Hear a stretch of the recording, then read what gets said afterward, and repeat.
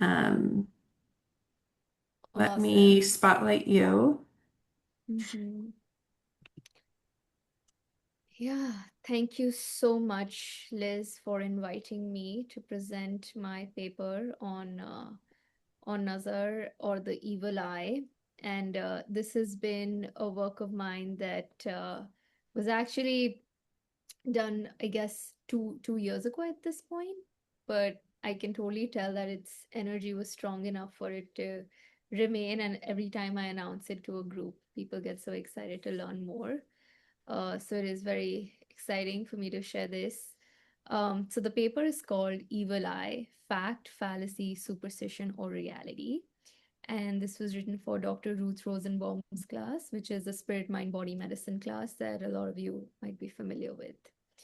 So, so what we'll explore in this presentation is essentially the contents of my paper that I've divided into these subheadings. Number one, what is the evil eye? Origins, universality, and personal lens. Types of envy: malicious versus benign, constructive versus destructive. Scientific evidence, the nocebo effect, evil eye across cultures such as Saudi Arabia, Brazil, Turkey, economic inequality and policy, social media and envy, and finally, how do we um, cope with the envious gaze? Um, so I'm gonna start with what the evil eye really is, and it's essentially causing something negative to happen in another's life merely through an envious gaze. That is the definition that I found in several different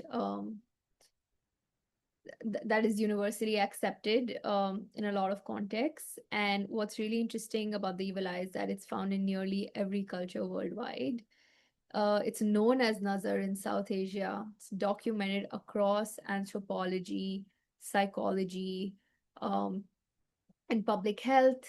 It can be intentional or unintentional.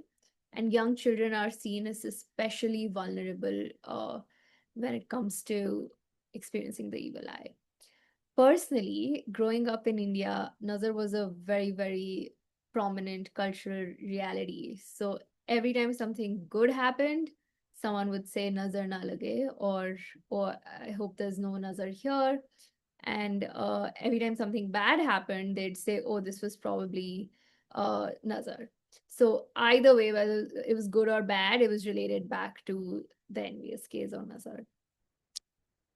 Now, I want to ask the folks here, and I will just perhaps pause this part of the recording. Uh, have you ever felt someone, a friend or a family member, envy you? And have you ever envied someone else who perhaps had what you wanted? And how did you protect yourself from it? And we can just go one by one. I will pause the recording at this point. Um, oh wait, I think my screen sharing is paused, but not the recording. It's okay. I will edit this out. Think I think I can now. Yeah. So yeah, thank you for sharing, everyone. I hope the following theories on envy and jealousy can resonate as well. So when I think about the evil eye, the closest and this is across literature, the closest psychological variable that's been studied scientifically is envy. And in culture, we have a lot of experiences around envy, but also the word jealousy, which can often be used synonymously. So I just want to take a minute to know the difference between the two. So jealousy, the word jealousy comes from the Greek root word zelos, which means emulation and zeal. And it is really a fear that a desired good may be diverted to another, and there's a resentment towards a rival. It is comparative, relational, and about what one might lose. The word envy, on the other hand, has its roots in the Latin word invidia, which is to look maliciously upon. And it is about the displeasure at one's superiority and a desire to have what another possesses. So it's directed at another's advantage, and that is the root of the evil eye. Um, this is how the two emotions, they're definitely very, very similar and often interchangeably used, but this is how they're different.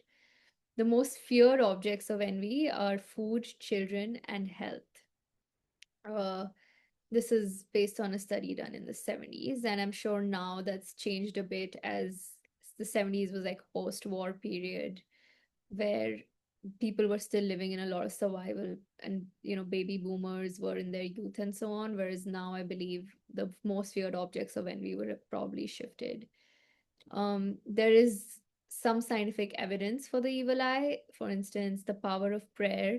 So if you've been in Dr. Ruth Rosenbaum's class, she has a reading by Dossie, which is on the power of prayer, and there were several instances where, in literally a controlled sample, people were asked to pray for pregnant women or those with heart surgery, and they compared outcomes for those who hadn't been prayed for.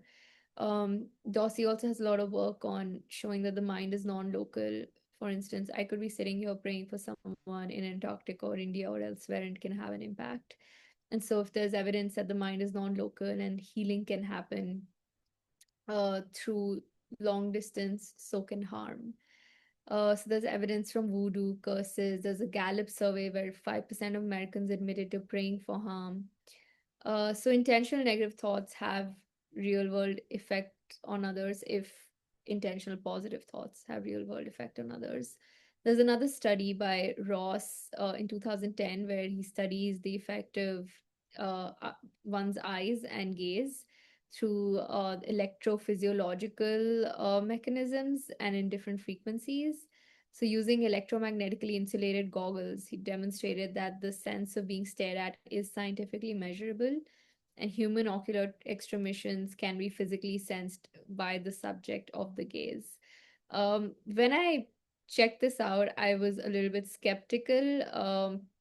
And what I also have observed that is that it's not very easy to really study the evil eye or envy as negative impact, because that would probably not pass any ethics board check. We can study positive impacts, but we can't simulate negative effects, negative causes for checking out their effects. There's also the nocebo effect, that negative beliefs and expectations can cause harm even without a physical agent. Researchers who believe they gave mice different malaria doses observed different illness outcomes. And of course, there's Dossie again. So I want to think a little bit about the positive effects of envy and envy as motivation, which is something I've experienced. I'm going to pause here as this is another discussion question now. Essentially, when I look at ways to use envy as fuel for growth, or when any of us do the same, we're in the state of benign envy. So there's four forms of envy. There's malicious and benign. Malicious envy is the desire to bring down the envied person. It is depressive, it is destructive, it is the closest to the evil eye, wishing for another's downfall. Whereas benign envy is motivated by self-improvement, it drives emulation, striving to reach the level of the admired person. Another practice that I have uh, developed is that when I see a LinkedIn profile or a speaker or a bio or someone I am really admiring and inspired by, which is not the same as envy, I often reach out to them with a request for a conversation. If they're too busy, I'll just send them all my questions. And I would also like try to now do the same for someone I might envy and just be very vocal about how much I admire them and I respect them. And if they would be open to some form of mentorship or guidance.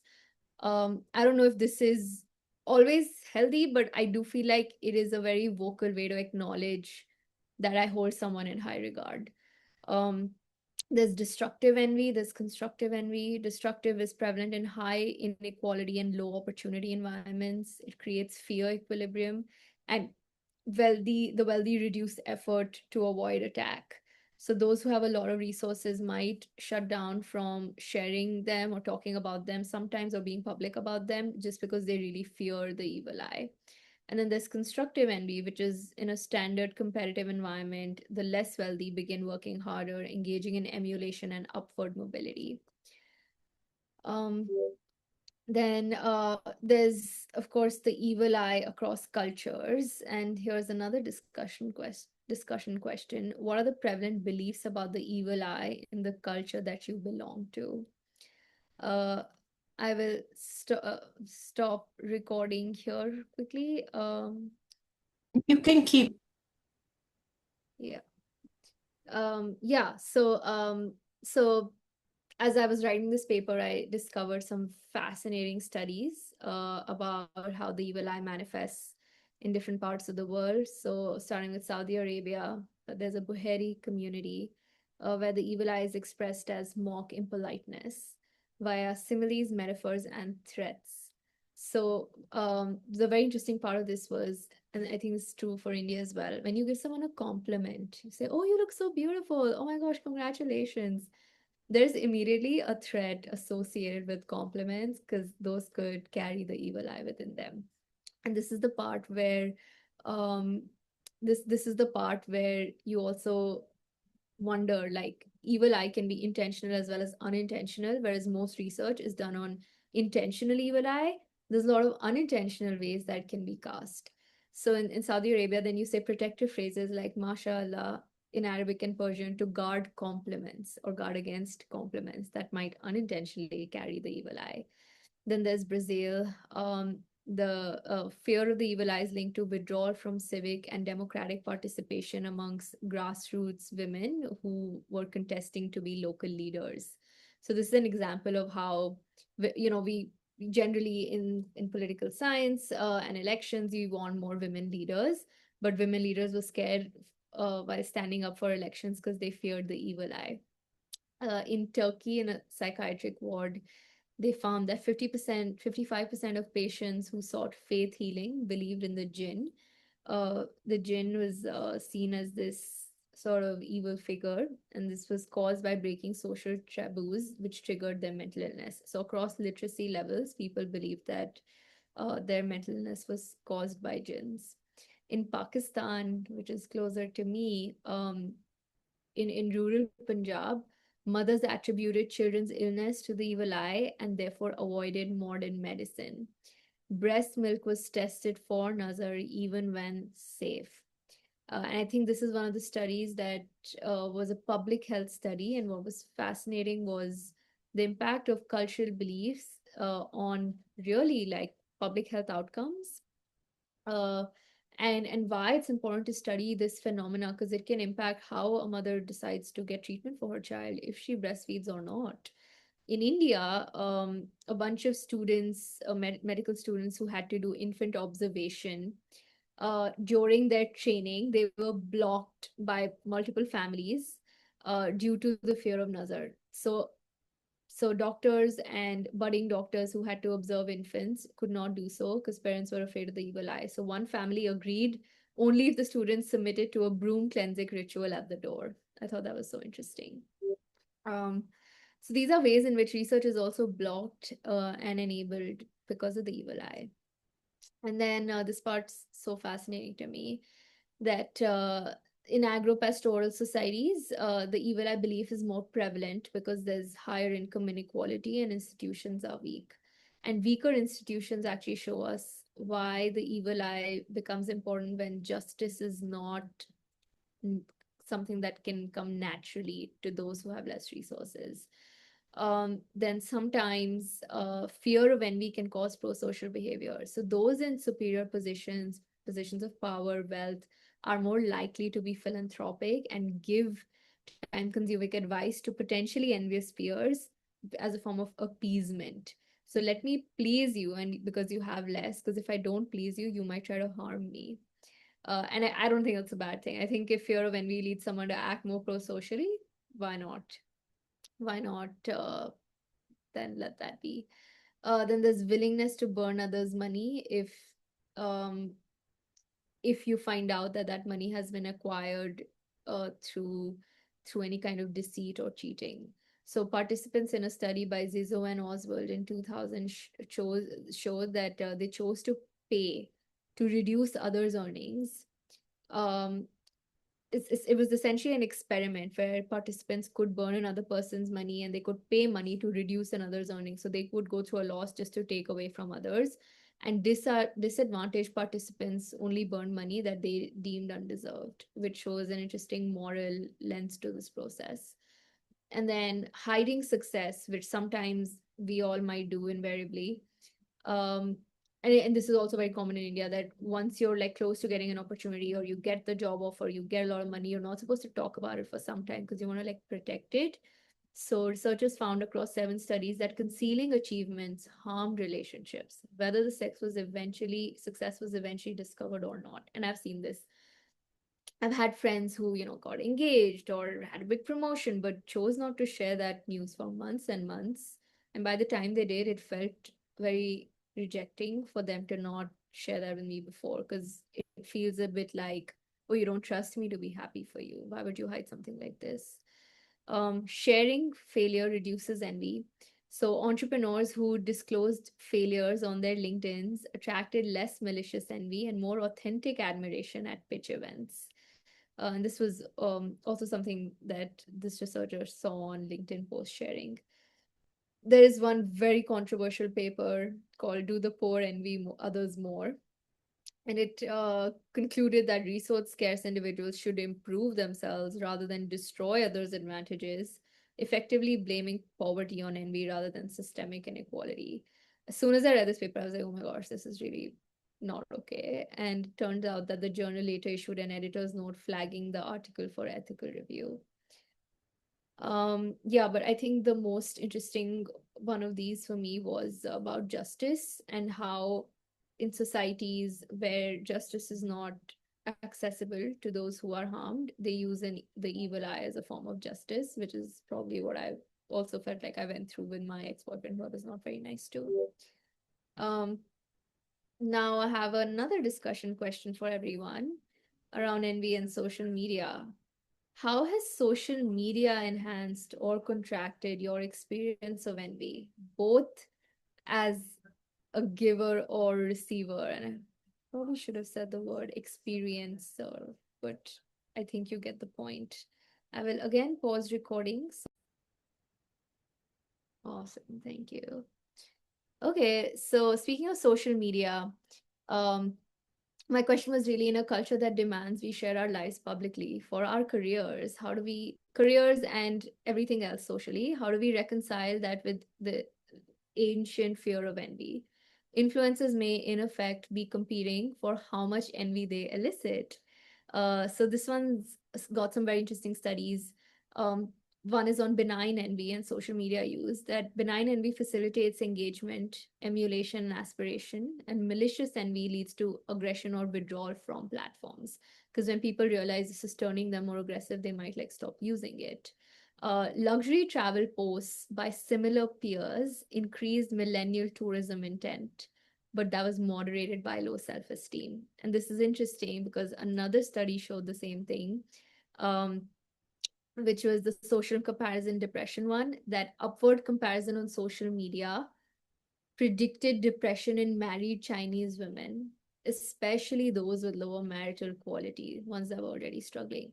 So if you already have low self-esteem, you already have a poor marriage, then seeing other people having high-end luxury experiences or great marriages can trigger even worse forms of depression or envy uh, or commercial behaviors for luxury and so on, depending on what it is that you're more insecure about.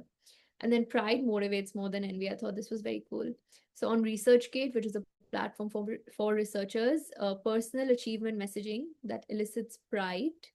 For instance, I achieved this, I did that, drove more motivation than others' achievements, which elicited envy. Uh, so I think these were pretty cool. And then to go on the next, coping with envy, um, the skeptic's view. So these were some notes I made on how we could cope with envy. One was to acknowledge it and not suppress it. Empathic joy, feeling genuinely happy for others' fortune, reduced hasad tendency. This was another study. And that people with higher education who were able to be happy for others' joy predicted more empathic joy. There's a practice called the Brahmakumaris that I've been exposed to a lot growing up. I attended a seminar like some 7, 8 years ago, and that's where they mentioned that One's achievement should attract dua or blessings, not badua or curses. So if you're arrogant about your achievements, you will attract envy. Whereas if you're humble, you will not attract envy, but you will attract blessings. And I thought that was beautiful. So how can I, in my celebration of life and my achievements, also have humility? Um, and then there's having an abundance mindset. When we move from scarce thinking to wishing abundance for everyone, that should reduce both our role as a victim and perpetrator of the evil eye. There's also skeptics of the evil eye who says that the evil eye stems from general distrust and social anxiety. And for Deventists, belief can become a self-fulfilling prophecy.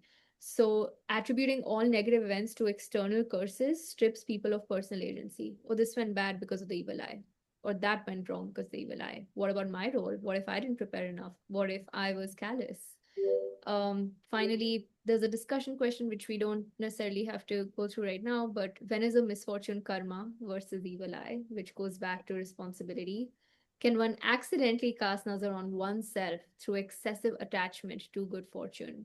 This is something that they say in India, that मुझे अपनी नजर ना लग जाए. I hope I don't get my own evil eye. Let me not appreciate this too much. I don't want to curse it with my own evil eye.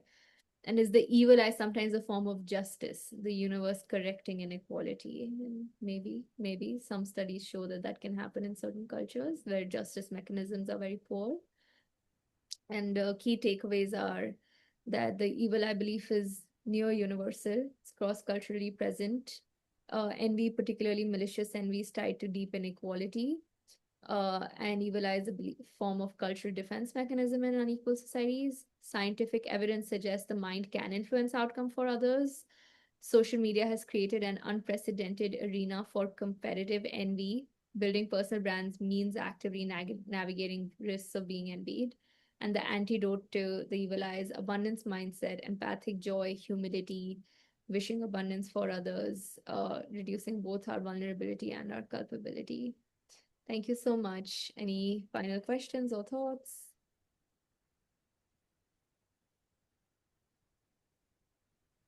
Perhaps I can